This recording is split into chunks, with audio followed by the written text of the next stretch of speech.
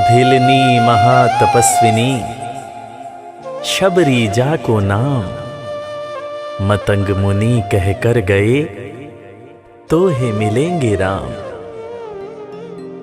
सोने की चिड़िया मां भारती और सत्य सनातन धर्म के सबसे आदर्श पुरुष मर्यादा पुरुषोत्तम भगवान राम, जो वर्षों की तपस्या के बाद ऋषि मुनियों को भी नहीं मिलते, मगर एक भीलनी शबरी के घर स्वयं चल के आके न सिर्फ दर्शन देते हैं बल्कि उस भीलनी के जूठे बेर भी खाते हैं। और बाबा तुलसी ने क्या खूब कहा है कि प्रबल प्रेम के पाले पड़कर प्रभु का नियम बदलते देखा, अपना मान भले टल जाए भक्त का मान न टलते देखा। भाव नहीं तो कुछ भी नहीं है, लाख करो गुणगान, भाव के भूखे हैं भगवान, भाव के भूखे हैं भगवान।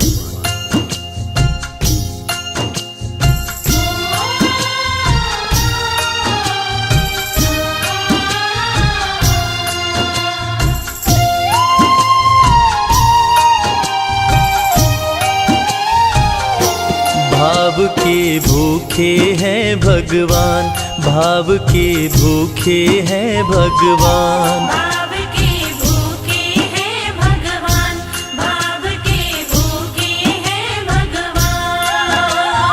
भाव नहीं तो कुछ भी नहीं है, भाव नहीं तो कुछ भी नहीं है, लाख करो गुणगान। भाव के भूखे हैं भगवान, भाव के भूखे हैं भगवान। भाव के भूखे हैं भगवान, भाव के भूखे हैं भगवान।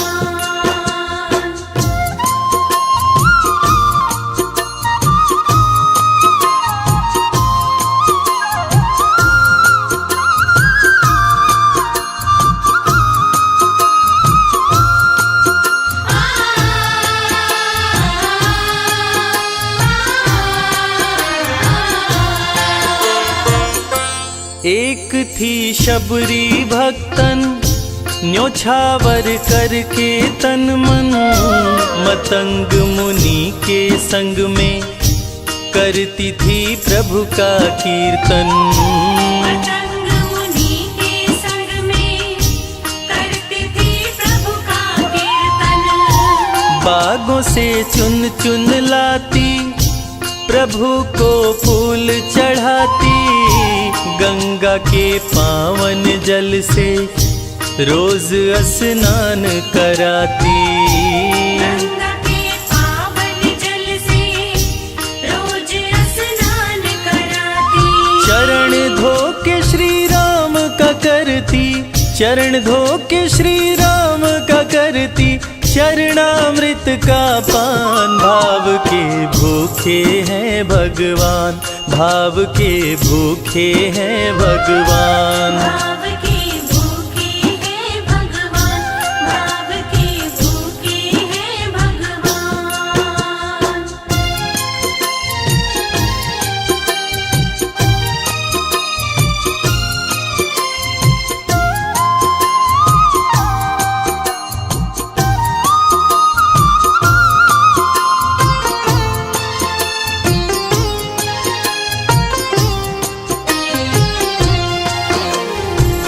धैर्य एक ऐसा प्रसाद है जो इंसान को महान बना देता है। मतंग मुनि मां शबरी से कह गए कि शबरी तेरे दरवाजे राम जरूर आएंगे, और शबरी ने 10,000 साल तक प्रतीक्षा किया। शबरी को देखने वाले न सिर्फ उसे पागल कहते थे बल्कि कहते थे, ये कौन दिखात कुटी मां नारी ते उत जाती है मूद भरी, छिन भीतर बाहर होत छिना सुख सो नहीं बैठत एक घड़ी, यही के तन में कछुपीर भई ये वियोगिन मानस माहि जरी, अब जान पड़ी रघुनाथ के प्रेम की मूर्ति रूप ये है शबरी। मतंग शबरी को बताए, बहु भांति समझाए, सबर कर कुछ दिन शबरी, मिलन के दिन अब आए। सबर कर कुछ दिन शबरी, मिलन के दिन अब आए। राम जी तुमसे मिलेंगे, मेरी कुटिया में आकर शबरी को धैर्य बंधा कर समाधि लिए गुरुवर। शबरी को धैर्य बंधाकर समाधि लिए गुरुवर। राम नाम में लीन हो गई, राम नाम में लीन हो गई, गुरु से पाकर ज्ञान। भाव के भूखे हैं भगवान, भाव के भूखे हैं भगवान। भाव के भूखे हैं भगवान, भाव के भूखे हैं भगवान।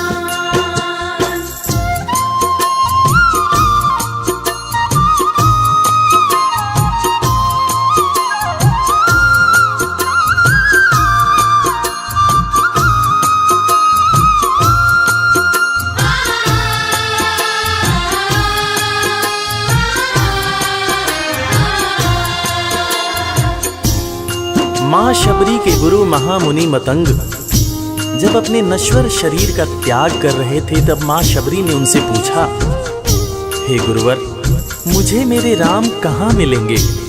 इस पर महामुनि मतंग ने शबरी को जवाब दिया कि शबरी, अरे दुनिया राम को ढूंढती है, मगर तू तो ऐसी खुशनसीब है कि तेरे दरवाजे राम स्वयं चलकर आएंगे। माँ शबरी को अपने गुरु की बातों पर अटूट विश्वास हो गया। माँ शबरी हर रोज राहों पर फूल बिछाती थी, चुन चुन कर मीठे बेर चख चख कर इकट्ठा करती थी, ताकि मेरे प्रभु श्री राम जब आएंगे तो बड़े प्यार से इसका भोग लगाएंगे। राहों पर फूल भी बड़ी सावधानी से शबरी माँ बिछाती थी। शबरी माँ सोचती थी कि मेरे गुरुवर कह के गए हैं कि मेरे घर मेरे राम जरूर आएंगे। शबरी माँ राहों पर दूर दूर तक फूल बिछाती कि प्रभु श्री राम के पैर में कहीं कोई कांटा न चुभ जाए। राह पे फूल बिछाती, वो मीठे बेर को लाती, मेरे प्रभु राम आएंगे, नैनों में सपने सजाती। मेरे प्रभु राम आएंगे, नैनों में सपने सजाती। राम से प्रीत लगा के वो निश दिन राम पुकारे, उमरिया बीती जाए रे कि अखियां पंथ निहारे। उमरिया बीती जाए रे कि अखियां पंथ निहारे। जर्जर हो गई काया फिर भी, जर्जर हो गई काया फिर भी, बसे राम में प्राण। भाव के भूखे हैं भगवान, भाव के भूखे हैं भगवान। भाव के भूखे हैं भगवान, भाव के भूखे हैं भगवान।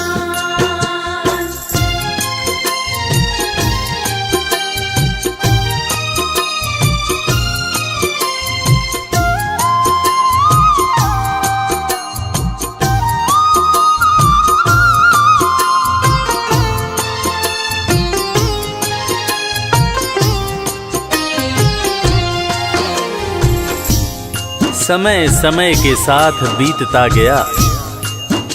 माँ शबरी अब बूढ़ी हो गई। माँ शबरी की उम्र जैसे जैसे बढ़ती गई, प्रभु श्री राम के प्रति उसका प्यार और भी ज्यादा गहरा होता गया। माँ शबरी जो इस जन्म में तो भीलनी हुई थी, मगर अपने पूर्व जन्म में वो एक बहुत बड़े राजा की रानी थी। प्रयागराज, जहां पर कुंभ का मेला लगता है, एक बार वो अपने राजा के साथ उसी कुंभ के मेले को देखने पहुंची। अपने पूर्व जन्म में भी मां शबरी को प्रभु श्री राम से उतना ही ज्यादा प्यार था। उस वक्त रानी ने अपने पति से ये इच्छा जताई कि मैं बाहर जाकर संत महात्माओं के साथ भजन कीर्तन करूंगी, जिस पर उसके राजा पति ने ये कहकर मना कर दिया कि एक महारानी को इस तरह के छोटे लोगों के साथ बैठना शोभा नहीं देता। ये बात महारानी के हृदय में चुभ गई। महारानी ने गंगा के पानी में जाकर अपने प्राण त्याग दिए और ईश्वर से कहा, हे मेरे प्रभु, हे मेरे राम, इस जन्म में तो आपने मुझे बहुत खूबसूरत बनाया है, अगले जन्म में चाहे मुझे कुरूप बना देना। इस जन्म में आपने मुझे उच्च कुल में जन्म दिया है, अगले जन्म में चाहे तो मुझे भीलनी बना देना, मगर हे प्रभु, मेरा अगला जन्म जब भी हो मुझे ये सौभाग्य जरूर देना कि मैं तुम्हारे नाम को जपूं, मैं तुम्हारा नाम लूं, मुझ पर कोई बंधन न हो। वो राजकुमारी अगले जन्म में माँ शबरी बनी, वही माँ शबरी जो कुटिया में प्रभु श्री राम की राह देख रही थी। वो सुंदर आसन लगा के स्वच्छ कुटिया को सजा के राह आंचल से बुहारे प्रभु का ध्यान लगा के। राह आंचल से बुहारे प्रभु का ध्यान लगा के। और ना अब तड़पाओ राम मेरे, आ भी जाओ, दरस बिन शबरी व्याकुल, राम मेरे दरस दिखाओ। दर्श बिन शबरी व्याकुल, राम मेरे दर्श दिखाओ। दरस की आस लगी मेरे प्रभु जी, दरस की आस लगी मेरे प्रभु जी, पूर्ण करो अरमान। भाव के भूखे हैं भगवान, भाव के भूखे हैं भगवान। भाव के भूखे हैं भगवान, भाव के भूखे हैं भगवान।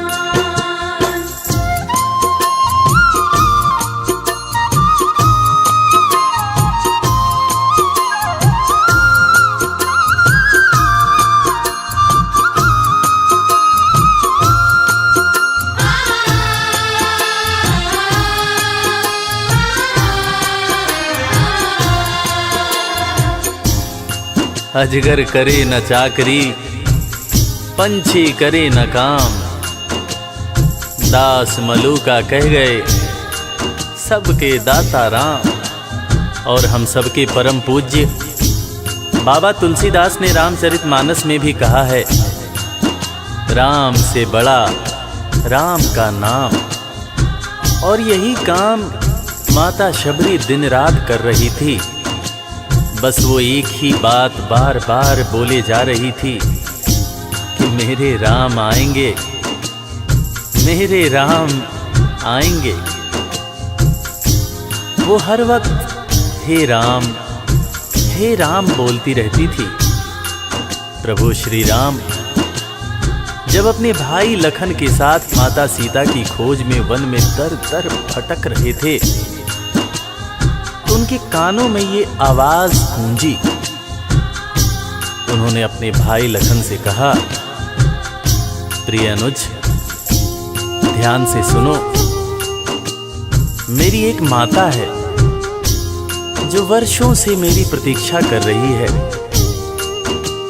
मैं भी अपने माता को देखने के लिए बहुत व्याकुल हो रहा हूं।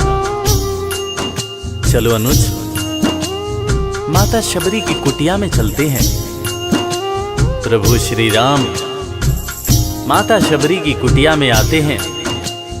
माता शबरी की नजर जब प्रभु श्री राम के ऊपर पड़ती है तो माता की आंखों से खुशियों के आंसू धारा प्रवाह बहने लगते हैं। माता शबरी रो रो के कहने लगती है, मेरे राम आप आ गए, मेरे राम आप आ गए।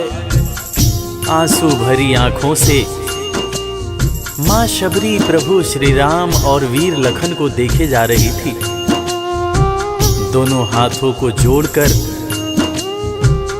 दौड़े दौड़े माँ शबरी ने प्रभु श्री राम के पैर पकड़ लिए और कहने लगी, मेरे राम, मैं तो 2 जन्मों से आपकी प्रतीक्षा कर रही थी।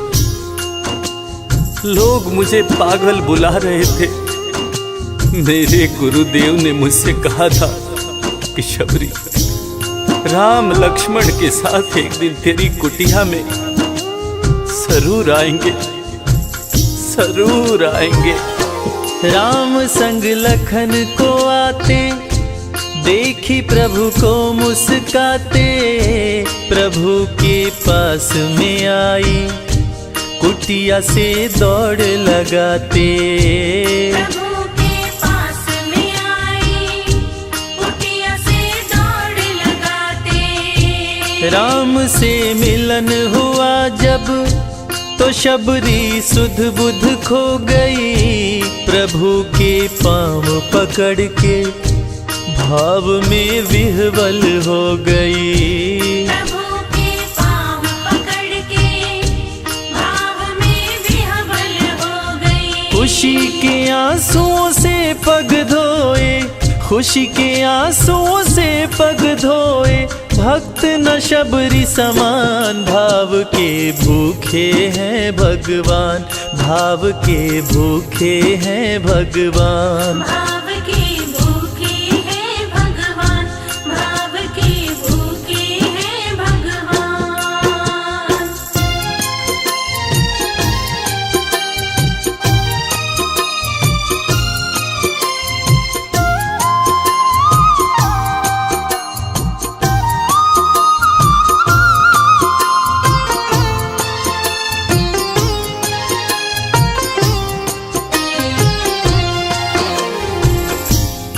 मित्रों, मैं रविराज आप सबको आज एक बात बताना चाहूंगा। वो बात जो मुझे मेरे गुरुदेव फरीद हसन खान साहब ने बताई है, और वो बात ये है कि ईश्वर को हमारी जरूरत नहीं है, हमें ईश्वर की जरूरत है। ईश्वर हमारे बिना भी पूर्ण है, मगर हम ईश्वर के बिना हमेशा ही अपूर्ण हैं। हम पैदा तो इंसान के रूप में होते हैं, मगर अंत में हमें उसी परमात्मा के पास जाना होता है। इसलिए हमें जीवन में हर वो कार्य करना चाहिए जो ईश्वर को पसंद हो, और ईश्वर को सिर्फ यही पसंद है कि हम नेक दिल बने, दयालु बने और सदैव ही अच्छाई के मार्ग पर चलें, चाहे कितनी भी कठिनाई क्यों न हो, और हमेशा अपने परमात्मा को याद करते रहें, चाहे ईश्वर के रूप में, चाहे अल्लाह के रूप में, गुरु नानक देव जी के रूप में, चाहे ईसा मसीह के रूप में। जो भी इंसान ईश्वर को याद रखता है वो कभी जीवन में किसी का बुरा नहीं कर सकता। बुरा करना तो दूर की बात है, वो किसी का बुरा सोच भी नहीं सकता है। उसका मन हमेशा साफ और शांत रहता है। मन हो गर निर्मल संजय, प्रभु जी दौड़े आते, प्रसाद की बात करें क्या, वो झूठे बेर भी खाते। प्रसाद की बात करें क्या, वो झूठे बेर भी खाते। बात है सच्ची लेकिन हम सब, बात है सच्ची लेकिन हम सब इससे हैं अनजान। भाव के भूखे हैं भगवान, भाव के भूखे हैं भगवान। भाव के भूखे हैं भगवान, भाव के भूखे हैं भगवान। भाव नहीं तो कुछ भी नहीं है, लाख करो गुणगान। भाव के भूखे हैं भगवान, भाव के भूखे हैं भगवान, भाव के भूखे। इस कथा के लेखक पंडित संजय तिवारी जी, साउंड इंजीनियर श्री कैलाश डंडरियाल जी, मैक्स स्टूडियो दिल्ली। संगीतकार लवली शर्मा। मैं आपका अपना रविराज और वीर म्यूजिक परिवार की तरफ से आप सभी को कोटि कोटि प्रणाम करता हूँ। किसी भी त्रुटि के लिए हम क्षमा प्रार्थी हैं। बोला भक्त और भगवान की